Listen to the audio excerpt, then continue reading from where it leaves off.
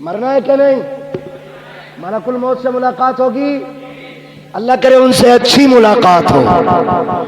फरमाया गया जब किसी नेक के पास जाते हैं तो खूबसूरत बन के जाते हैं, और जब किसी बेईमान के पास जाते हैं तो बड़े भयानक बन के जाते हैं। हम तो 12वीं वाले लोग हैं ना, और मलकुल मौत भी 12वीं वाले हैं। जब हमारे पास आएंगे तो फिर उसी शक्ल में आएंगे, कहेंगे अपनी पार्टी का बंदा है, हिसाब किताब संभल के करना, अपनी पार्टी का बंदा है, रूह थोड़ा संभाल के निकालनी है, दुख ना हो। फिर एक की ड्यूटी होगी सर पे हाथ रख, दूसरा कान में कहेगा मुबारक हो हुजूर का उम्मती है, और फिर वो रूह निकालना शुरू करेंगे, दर्द होगा, कहेंगे वो देख जन्नत में तेरे महल है, उसे देखते देखते बंदे की रूह निकल जाती है। और जब वो आते हैं ना एंटी के पास, एंटी समझ रहे हैं, शिरक, झंडा, शिरक, जुलूस, बिद्दत, 12वीं गुनाह है, कतई पक्का एंटी है ना। तो जो झंडे और जुलूस को नहीं मानते, जो 12वीं नहीं मनाते, मलकुल मौत उनके यहां भी आएंगे, कहेंगे अच्छा 12वीं पे भी छुट्टी नहीं करता, पार्टी से अलग है, जरा रगड़ा लगाओ। ऐसी रूह निकालेंगे कि सारा मसला खत्म। बस मैं आपसे बताना चाहता हूं, मलकुल मौत से सबका ही रिश्ता है ना। 24 नंबर भी बैठे हैं क्या? तो डर क्यों रहे? फिर बोले ना बरेलवी हैं तो बोले या रसूल अल्लाह। जो बरेलवी है वही बोले, मुझे किसी, ठीक है ना, सारे बरेलवी बोले या रसूल अल्लाह। अल्लाह आपको सलामत रखे। मौत सबको आनी है, इंतकाल सबका होना, बस एक ये बात मेरी गांठ बांध लेना। अक्सर बहनें, बेटियां बाप के इंतकाल के बाद लावारिस हो जाती हैं। अक्सर 90% बेटियां बाप के इंतकाल के बाद लावारिस हो जाती हैं। कैसे? एक बात कही जाती है, जब तक मां बाप है तब तक मैका, उनके बाद मैका खत्म। ये हमने इतनी नाइंसाफी की इन रिश्तों के साथ कि ये कहावत ही बन गई। क्यों?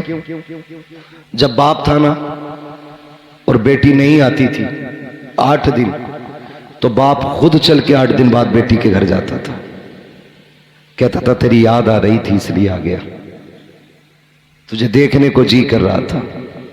कभी खबर भेजता है, कहता भूरा जरा फोन तो लगा, तेरी बहन से बात करनी है। गुड्डू जा गाड़ी उठा बुला के ला, कहना अब्बा ने बुलाया है। हर 15वें दिन 20वें दिन ये खबरें आती जाती रहती थी।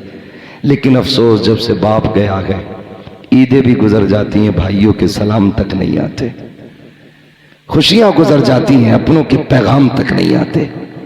हम इतने पगले लोग हैं, हम अपने नए कपड़े पहन के सोचते हैं ईद हो गई। हम अपने बच्चों को सीने से लगा के कहते हैं ईद हो गई। जा उस बहन से पूछ जिसने तेरे चेहरे को देखे बगैर चांद तक नहीं देखा, जिसने अपनी ईद तेरी आने को समझ रखा था, उससे पूछ उसकी ईद हुई कि नहीं। हम इतने खुदगर्ज लोग हो गए। आज बहनें रोती हैं कि हमें भाई बुलाते नहीं, और चली भी जाए अपनी मर्जी से तो हिकारत से देखते, गिरी हुई नजरों से देखते, इज्जत नहीं देते, मुंह नहीं लगाते, बस इतना कहेंगे अच्छा आ गई, और अपने काम से काम। आ गई तू, अपने काम से काम। कई बार क्या होता है, जब छुट्टियां होती हैं ना स्कूलों की, तो बेटियां बच्चे लेके आ जाती हैं मैके कि यही चंद दिन है, माँ के घर घुमाऊं, बाप के घर घुमाऊं। मगर खुदा की कसम, जब भाभियां आपके बच्चों को कह के ये कहती है ना कि तेरे बच्चे ने प्लेट तोड़ डाली, क्यों आए हो यहाँ पे, कब तोड़ दिया, इतना नुकसान किया है, 8 दिन हो गए हैं यहाँ आए हुए, नुकसान पे नुकसान कर रहे हो। छुट्टियां पूरी होने से पहले बच्चों को लेके जाती है, रोती हुई बहनें जाया करती है। बता तो सही बेगैरत, अगर बहन के बेटे से कप टूट गया था तो क्या बिगड़ गया था, एक प्लेट टूट गई थी तो तेरा क्या चला गया था, तुम्हें गैरत क्यों नहीं आती है। बहनें कितनी हसरतें लेके आती हैं, भाई के घर जा रखे हैं ईद मनाएंगे, भाई के घर जा रखे हैं खुशियां मनाएंगे, और जब बहन के बच्चों पे चोरी लगाई जाती है, उन पर इल्जाम लगा करके उन्हें रुस्वा किया जाता है, बहनें वक्त पूरा होने से पहले रोती हुई जाया करती है, खुदा की रहमतें उनके साथ साथ लौट जाती है। तुम कहते हो बरकत क्यों नहीं होती है, तुम्हें खुदा का वास्ता, तुम बहनों को इज्जत दिया करो, खुदा अपने करम से तुम्हें बरकतों की खैरात अता फरमाता रहेगा। सुने मेरी बात, बाप के बाद बहनों की इज्जत करनी है, और अपनी बीवी से कान पकड़ के कह देना, सुन तू 25 साल बाद आई है, 25 साल मेरी बहन ने रोटी बना के खिलाई थी। भूल गए हम, स्कूल जाते थे तो जूता बहन ने साफ किया,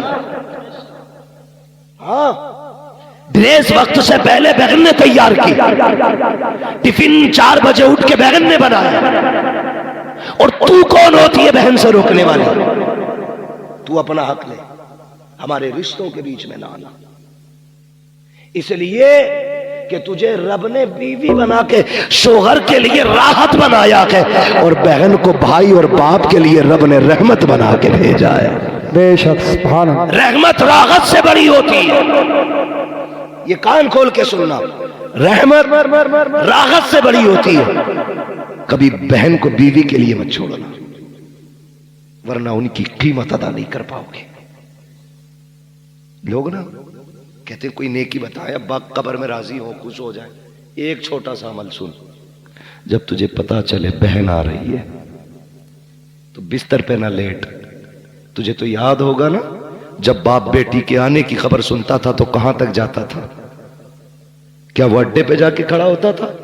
तो तू भी अड्डे पे जाके खड़ा हो जा, बहन आ रही है। अगर वो गांव के चौक में खड़ा होता था तो तू चौक में जाके खड़ा हो जा, मेरा बाप यहां तक आता था मेरी बहन को लेने के लिए।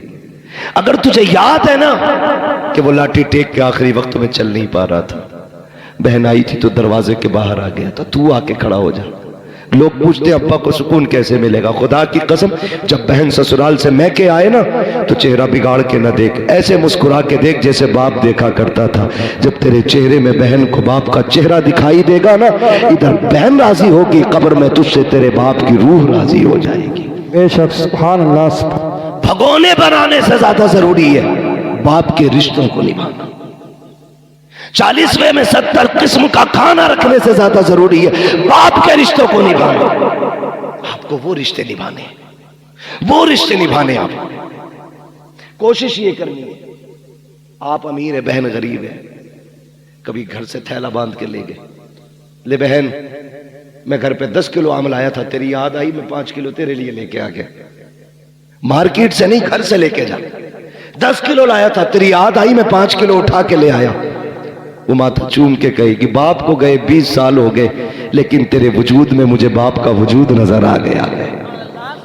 ये अमल करो ना, ऐसी नेकियां कमाओ, ऐसी नेकियां कमाओ। मरना तो सभी को है, जायदाद तो सारे ही बांटते, मजा तो तब है जब प्यार बाप के रिश्ते बांटे जाए, बाप का प्यार बांटा जाए। कितने लोग कहते हैं आप तो हाफिज जी हो, आप तो कारी साहब हो, अब्बा ख्वाब में देखना चाहता हूं। कैसे देखेंगे?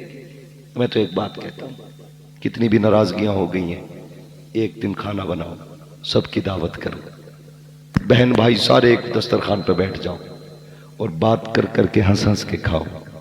फिर चेहरे देखना, कब्र से अब्बा तो नहीं आएगा, लेकिन किसी भाई के चेहरे में तुम्हें बाप का चेहरा नजर आ जाएगा। माँ 20 साल पहले चली गई है, वो उठ के नहीं आएगी कब्र से, लेकिन कभी मुस्कुरा के बहन को देखना, किसी बहन के चेहरे में माँ मुस्कुराती नजर आएगी, किसी भाई के चेहरे में बाप का लहजा नजर आएगा, किसी के तबस्सुम में बाप का तबस्सुम होगा, किसी की अदाओं में बाप की अदाएं होंगी। कोई उठेगा तो लगेगा मेरा बाप उठ के जा रहा है, कोई बहन बोलेगी लगेगा मेरी माँ बोल लगी है, किसी की आवाज तो माँ से टकराती होगी। तुम तावीज पूछा करते हो, खुदा की कसम खा के कहता हो, लाख तावीज भी तुम्हें इतने करीब से माँ बाप नहीं दिखा सकते जितने करीब से एक वक्त का खाना दिखा देगा, अपनों की दावत दिखा देगी। इनको दस्तरखान पे बुला, इनसे नाराज ना हो, इनको बिठा के खाना खिला, देख तो सही तेरे दस्तरखान पे एक ही वक्त में तुझे बाप भी नजर आ जाएगा, तुझे माँ भी नजर आ जाएगी। सुभान अल्लाह। नारे तकबीर, नारे तकबीर, नारे रिसालत, नारे वसीयत, मसलके आला हज़रत अल्लामा मुफ्ती हम्माद रज़ाई किबला उलमा अहले सुन्नत। तवज्जो है सारे लोगों की? बस मेरे भाई ये रिश्ते निभाने हैं। मैं इन पांचों भाइयों से खुसूसी तौर पे कहूंगा क्योंकि इन्होंने मुझे बुलाया है, इनसे खुसूसी तौर पे कहना मेरा फर्ज है। और जितने भी आए हैं इनसे मैं बिलुमूम कह रहा हूं, खुदारा बाप के बाद बहन को कभी बाप की कमी महसूस मत होने देना, कमी महसूस मत होने देना। जितने कर्म, जितने मामलात बाप के बेटियों के साथ थे उतने आप सबको करने, करेंगे इंशाअल्लाह, करेंगे इंशाअल्लाह। किसी के दरवाजे से बहन बेटी रोती हुई नहीं जानी चाहिए। ये बरकत की सबसे बड़ी चाबी है, सबसे बड़ी चाबी। और बूढ़े लोगों की कदर करो, अपने बुजुर्गों का एहतराम करो, जिनके बाल सफेद हो जाएं उनकी इज्जत किया करो। महबूब ने फरमाया जिसने सफेद बालों वाले की इज्जत की गोया उसने मदीने वाले मोहम्मद की इज्जत कर दी है। इतना खूबसूरत मुआशरा मेरे नबी ने दिया है, इसलिए कोशिश ये करेंगे हम इस्लाम को मजबूती से फॉलो करेंगे। मैंने खातून जन्नत का तज़किरा बरकतन भी इसलिए किया था ताकि अल्लाह उस जन्नती खवातीन की सरदार के सदक़े में हाजी साहब की अल्लाह मग़फ़िरत फरमा दे। और मैं एक बात बता दूं, मेरी बेटी की बातें हों तो मुझे खुशी होगी, आपकी बेटी की बातें हों आप खुश होते। मैंने मदीने वाले की बेटी की बात की है, कब्र अनवर में मुस्तफ़ा मुस्कुरा मुस्कुरा के दुआएं देते होंगे। अल्लाह सलामत रखे आप सबको, आप इस मोहब्बतों से यहाँ बैठे रहे, आपने इस प्यार से सुना। हाजी साहब आज हमारे बीच नहीं है, लेकिन आज जब फरिश्ते ना रहमतों की गठरियां उनकी कब्र में खोल रहे होंगे तो उन्होंने पूछा होगा अंधेरा था उजाला किधर से आ गया, गुनाह थे, इतनी दिक्कतें थी, आसानियां क्यों हो गई?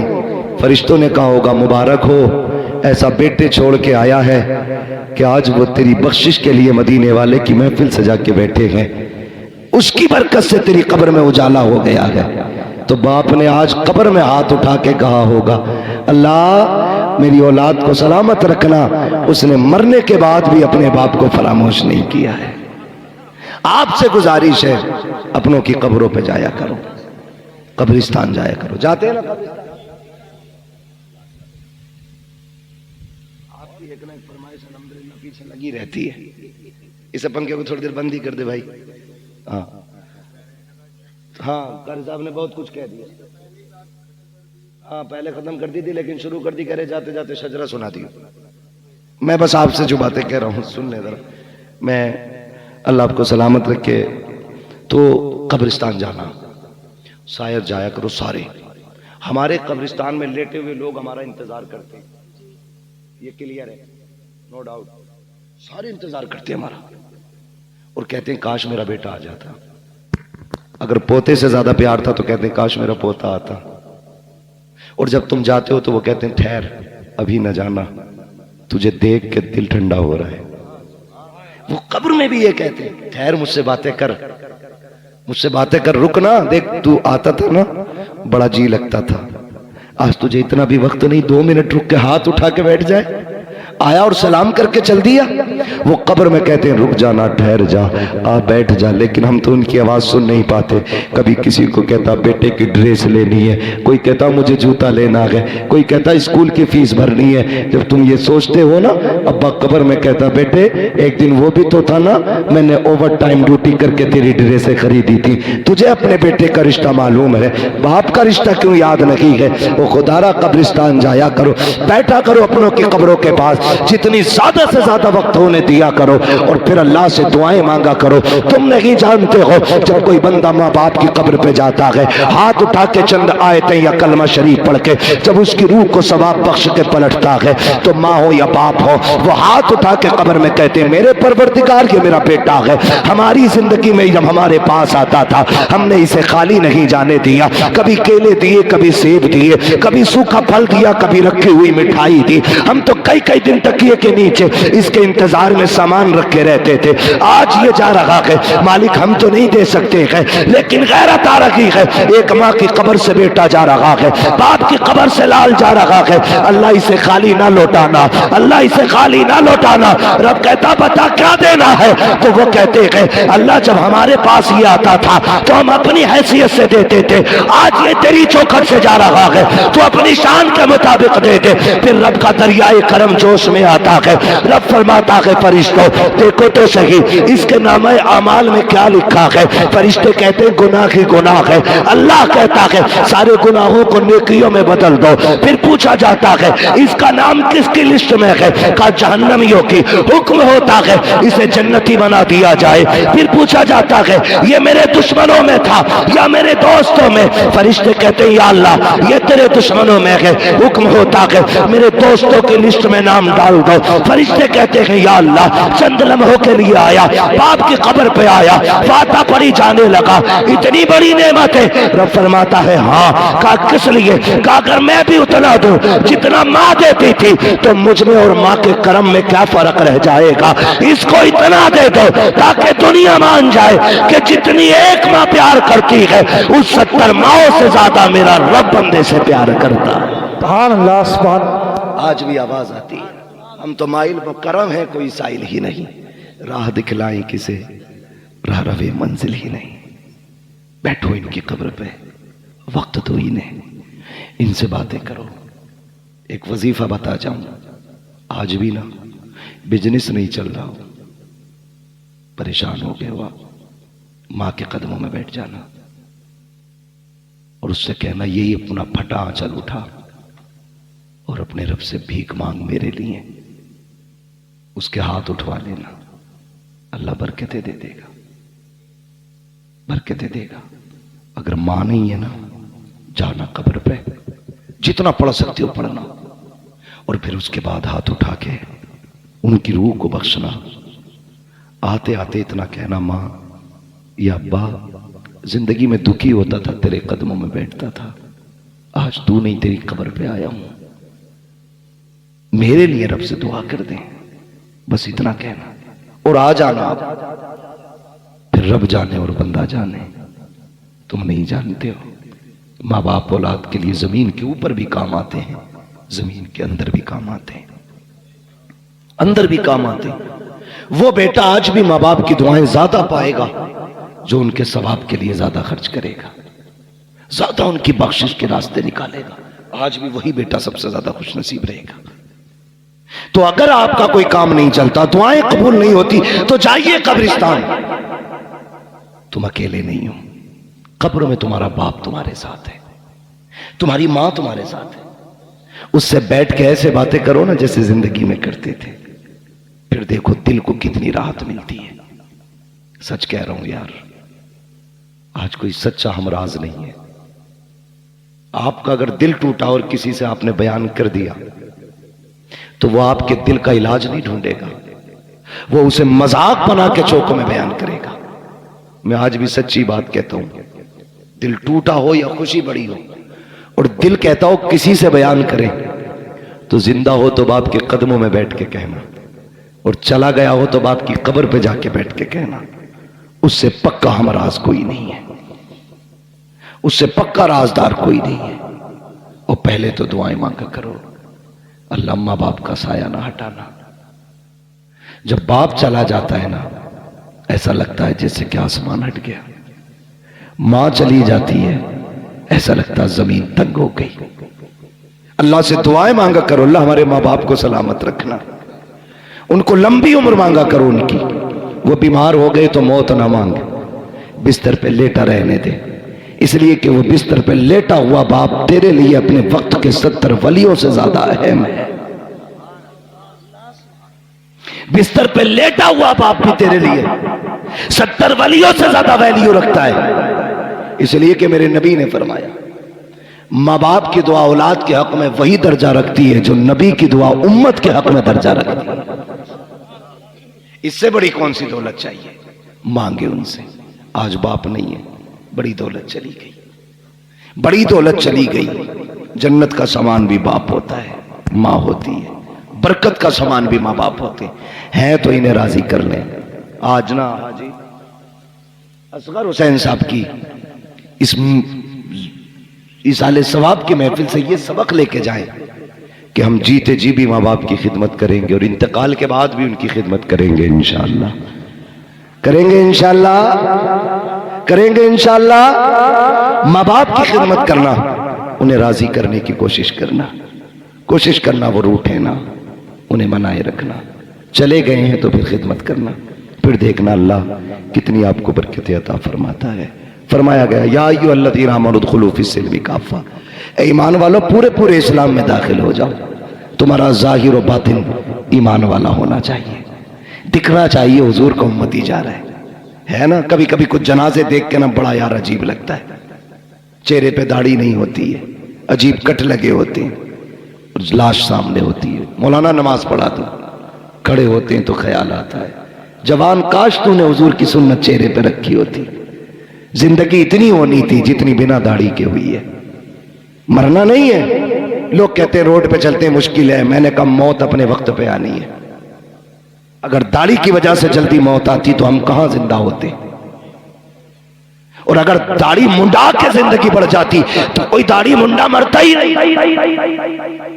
नहीं होना ना। ये मौत वक्त पे आनी तो रख दाढ़ी, सजा चेहरे पे हुजूर की सुन्नत वाले बाल, चल कब्र में, फिर कोई पूछेगा नहीं, बताएगा नहीं कौन है किसका जनाजा, तेरे चेहरे की दाढ़ी बताएगी। लहद में इश्क रुखे शह का दाग लेके चले, अंधेरी रात सुनी थी चराग लेके चले, तेरे गुलामों का नक्शे कदम है रागे खुदा, वो क्या भटक सके जो ये सुराग लेके चले। अमल अच्छे करें, दाढ़ी रखें, नमाजों के पाबंद हो, हलाल लुक़मे खाएं, किसी को सताएं नहीं। जिसका दिल टूट गया है उससे जीते जी माफी मांग ले, वरना तेरी औलाद कब्र पे माफी मांगेगी। नतीजा सिवाय लठियों के कुछ नहीं है, कुटाई होनी है डट के। इसलिए जिसका छीना है वापस करो, जिसका मारा है लौटा दो, जिसका दिल दुखाया है माफी मांग लो, जिसका चुराया है उसे बता के उससे या तो माफी ले लो या उसको वापस कर दो, वरना बचना नहीं है, बचना नहीं है। कोई सूरत बचने की नहीं है। हुकूकुल इबाद का बड़ा सख्त मामला है। खेत में चलते हुए बाल मार दी ना यूं सूंत के, क्या हो रहा, आप धानी तो तोड़े।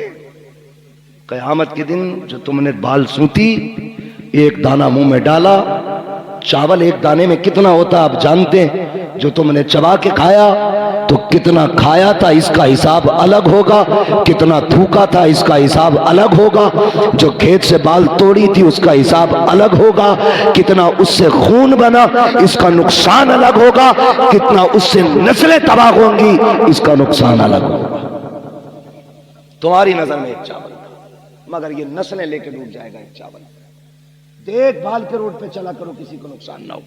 सियाबा कहते हैं या रसूल अल्लाह, एक साहबी चल रहे ना पैर बचा बचा के, हुजूर ने फरमाया क्या मामला है? कहा हम तो वो थे जो आपके आने से पहले बेटियों के गले दबा के मार देते थे, जब से आपका दामन थामा है ना हुजूर डर लगता है कहीं पैर के नीचे चूंटी ना आ जाए। ये तब्दीली इस्लाम ने पैदा की, बेटियों को मारने वाले चूंटियों को बचा के चलने लगे। आज अगर तुम किसी की बेटी को गला दबा के मार दो तो फिर हिसाब तो मुश्किल होना है ना। अल्लाह जिंदगी और मौत आसान फरमाए, हमारी नस्लों को अल्लाह इस्लाम पे जिंदगी दे, ईमान पे मौत नसीब फरमाए। भाई कारी नासिर साहब की ख्वाहिश है हुजूर का शजरा पढ़ लो। ऑपरेटर साहब से गुजारिश है इसको थोड़ी सी आवाज़ दे दें। तकरीर तो चल गई जैसी भी चल गई, शजरा पढ़ना है, लंबी सांस लेनी है। आपसे इतनी गुजारिश है जब मैं हाथ का इशारा करूं तो आपको क्या बोलना है? सुभान अल्लाह। अगर इतनी जोर से सुभान अल्लाह बोलोगे तो नींद की दुआ सुना दूं? आती है मुझे, सो जाना फिर जाकर के। जोर से बोले जरा, इतने भी सीधे ना बनो कि सुभान अल्लाह ही ना कह पाओ। मैंने आपसे कहा जोर से सुभान अल्लाह। लोग कहते हैं ना क्या है, जोर जोर से मौलवी कहते हैं। तो मैंने कहा जब इलेक्शन होता झंडा लेके कह रहा बीजेपी जिंदाबाद, मायावती बहन जिंदाबाद, क्यों चीख रहा भाई? कह रहा मेरी मोहब्बत है तो तेरी मोहब्बत जिंदाबाद में है ना, हमारी मोहब्बत सुभान अल्लाह में लगी हुई है। जोर से बोले सुभान अल्लाह। माशाअल्लाह। अब देखो लगा ना, ऐसा लग रहा जलसा शुरू हो रहा, जी कर रहा 1 घंटा और तकरीर कर दूं। अरे अल्लाह आपको सलामत रखे ना भाई, अल्लाह आपको सलामत रखे। बड़ा थका हूं मैं भी, आपको अल्लाह जज़ाए खैर दे। जरा बोले सुभान अल्लाह। आदम के बेटे शीश। चचा अगर सुभान अल्लाह जोर से आप कह रहे हो तो बूढ़े नहीं हुए हो आप, और अगर ये जवान होने से सुभान अल्लाह कह रहे हो तो बुढ़े हो गए, इसलिए कि बुढ़ापा उम्र से नहीं जज्बात से आता है। बोले जरा जोर से सुभान अल्लाह। आदम के बेटे शीश। अल्लाह आपको सलामत। बीच में साथ मत छोड़ जाना वरना मैं भी छुट्टी कर दूंगा। ये कोई नियत नहीं है जो नमाज की बंद गई तो पूरी करके सलाम फेर के आदमी दूध बचागा, कहीं भी टूट सकती है है ना। पूरा शजरा सुनना है तो फिर साथ में साथ देंगे, बोलेंगे। आदम के बेटे शीश, शीश के बेटे यानस, यानस के बेटे कैनान, कैनान के बेटे मैलाइल, मैलाइल के बेटे ब्यारत, ब्यारत के बेटे इदरीस, इदरीस के बेटे मुतवश्शिक, मुतवश्शिक के बेटे लमक ने कनाम, सुभान अल्लाह, लमक ने कनाम के बेटे नूह, नूह के बेटे शाम, शाम के बेटे जुलात, जुलात के बेटे शालिक, शालिक के बेटे आबिर, आबिर के बेटे दाता, दाता के बेटे रावा, रावा के बेटे शारू, शारू के बेटे नाखुर, नाखुर के बेटे तारिक, तारिक के बेटे इब्राहिम खलीलुल्लाह, इब्राहिम खलीलुल्लाह के बेटे इस्माइल ज़बीहुल्लाह, इस्माइल ज़बीहुल्लाह के बेटे केदार, केदार के बेटे अवाम, अवाम के बेटे हमल, हमल के बेटे साबित, साबित के बेटे सलमान, सलमान के बेटे रईसा, क्या बात, सलमान के बेटे रईसा, रईसा के बेटे इलियासा, इलियासा के बेटे उदैद के बेटे हव्वा, हव्वा के बेटे अदनान, अदनान के बेटे मोइद, मोइद के बेटे नदार, नदार के बेटे मुदिर, मुदिर के बेटे इलियास, इलियास के बेटे मुदरिका, मुदरिका के बेटे खदीमा, खदीमा के बेटे किनाना, किनाना के बेटे नदर, नदर के बेटे मालिक, मालिक के बेटे फार, फार के बेटे गालिब, गालिब के बेटे लुई, लुई के बेटे काब, काब के बेटे मुर्रा, मुर्रा के बेटे किलाब, किलाब के बेटे कुसै, कुसै के बेटे अब्दे मनाफ, अब्दे मनाफ के बेटे हाशिम है, हाशिम के बेटे अब्दुल मुत्तलिब है, अब्दुल मुत्तलिब के बेटे अब्दुल्लाह है, अब्दुल्लाह के बेटे मोहम्मद रसूलुल्लाह।